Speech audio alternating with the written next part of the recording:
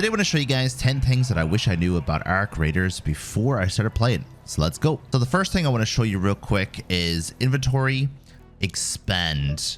Make sure you buy this as quickly as you can, because when you start off you have very little stash space and you're going to be full almost immediately because there's so much stuff to collect in this game. It only costs coins, which are very easy to get, so just spend your coins. I'm going to be upgrading very soon to 112. And this kind of goes on to my next point, and that is you want to be able to keep all of this stuff. Anything that has a wrench on it, you want to be able to keep. Because if you start selling them, or if you start like turning them into something else, then you're going to need them in the future and you will have to go get them again. So anything with a wrench, you keep. And anything with a diamond, I find you can sell. It's usually in your miscellaneous. And anything with a chicken on it, or nature, just keep that. So you can sell your trinkets and keep your natures. I haven't had a trinket that was useful yet. Maybe it is useful in the future. If you obviously have Scrappy the hen, make sure you claim your items as much as you can. And you can click trade and trade it using resources. Always click track resources for Scrappy. But I also want to show you that over here are your workbenches. Make sure you make all of the level 1 workbenches immediately. There's no point in not making them. And once you click on one of them, you can use this menu over here to switch between them. Now, if you are crafting, obviously work away, but you can also level up your benches. And make sure that all of your benches, you have the resources required tracked, so that whenever you find one of them, it'll have a little eye above it. Let me show you what that looks like. So I did crude explosives. So if I go into my inventory and I look for crude explosives, and because I have it tracked, it'll have a little eye in the top right. So when you're in a raid and you find something that you need, look for that little eye and you'll be able to use the item. You'll be able to pick it up and you'll know that you'll need it. Also, if you didn't know, you can pretty much filter from value, unsorted, category, rarity, and name it here. Just in case you're looking for a specific item like batteries, for example, B, it's going to be all the way at the top. So one of the most important things I want to show you and talk to you about in Arc Raiders is how friendly everybody is in solo. If you want to tell somebody in solo that you're friendly, hold down G and pretty much type in don't shoot or press don't shoot. Or you can use open mic, which is what I do while I have push to talk on. So if you hold B, if you look down at the bottom left of your screen, you'll see a little yellow symbol. I'm friendly. If you say I'm friendly in most groups, you will get a reply of don't shoot mostly. And sometimes you'll get a reply of people actually talking to you on the mic. Now, I've noticed that in this game, most people just want to play PvE. They don't have any interest in fighting you. So I would recommend making friends with everyone rather than actually fighting anyone. Completely up to yourself, though. You can go in guns blazing. I want to show you how to take out drones. And the best way to take out the basic drones, these guys here, is to shoot the front left and front right propeller of the drone itself. So we're going to just get its attention real quick, and it'll pretty much crash every single time. As you can see, we took out the left one. It can still shoot. Now we're going to reload, which takes a half an hour with this gun. And we're going to take out the left side. I need to make this cursor a little bit skinnier because that was blocking way too much of the screen there. But we'll worry about that in a minute. And that's how you take out these drones. Now, you can take out a lot of the drones in the game the exact same way.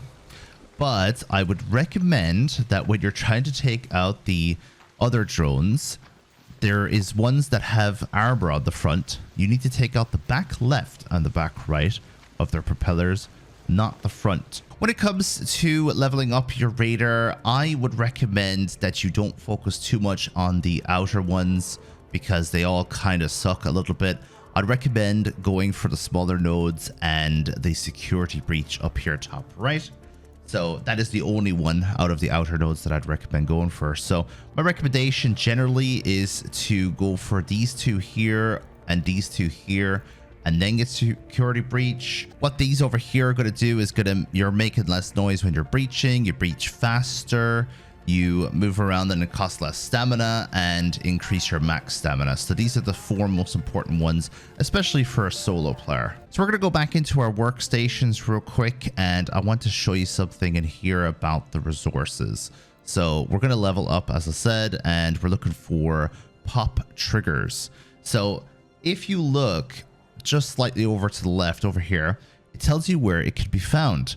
Can be found in Arc, can be found in Industrial or Security, can be found in Exodus. Let's start off with can be found in Industrial and Security, because those are the 2 easiest ones.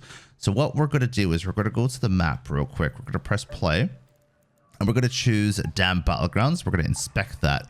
Now, if you look here, these little symbols tell you what the loot section is.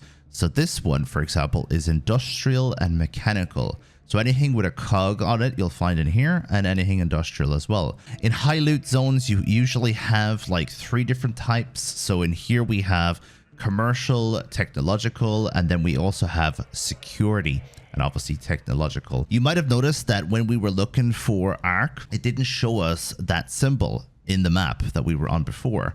And that's because that means you have to take out some of the Arc robots in the game to get pop triggers, as an example.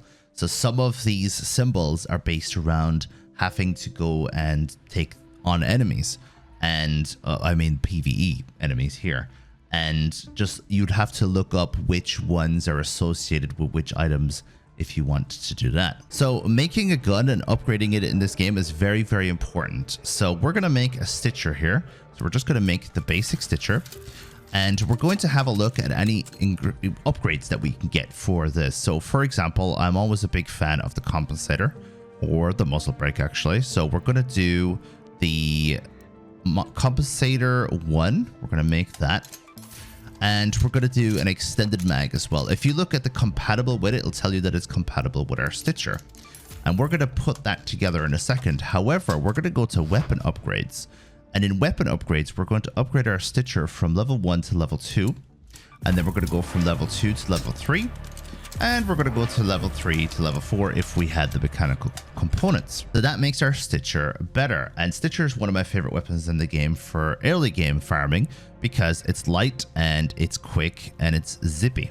So we're going to go to our inventory here real quick, and we're going to go to the Stitcher. We're going to equip it. Then we're going to take our ammunition out of here, which is 16 light ammo. And we're going to put our weapon mods onto our item. The weapon can hold up to 4 weapon mods, and it's very easy to get those literally just by making them.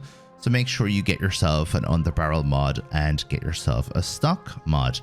However, I've already got 16 bullets. So how do we do this? Make sure you get this all set up before you go into a raid, because if you don't have enough bullets, you're not going to be having a good time in there.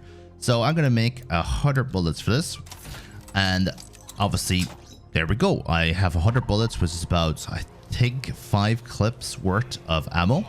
If you don't have access to making the bullets, go to the traders and you can buy the bullets. Now, spending hard-earned money on bullets is not worth it, so I wouldn't recommend doing this very regularly, especially when you want to upgrade your inventory. But if you get stuck for ammo, just buy it here. I'd also recommend changing your crosshair. Go to the settings, go to accessibility, go to override crosshair shape, turn that on, and I'd highly recommend the rounded diamond, but you can also do various other ones as well, whichever one you prefer. I prefer this because it's less like a shotgun. That's usually the shotgun symbol. Just adds a little bit more to the crosshair. Completely up to yourself what you want to do, and you can increase the thickness of your crosshair as well. That can be very useful too. I'd recommend turning on the weapon crosshair center dot, of course.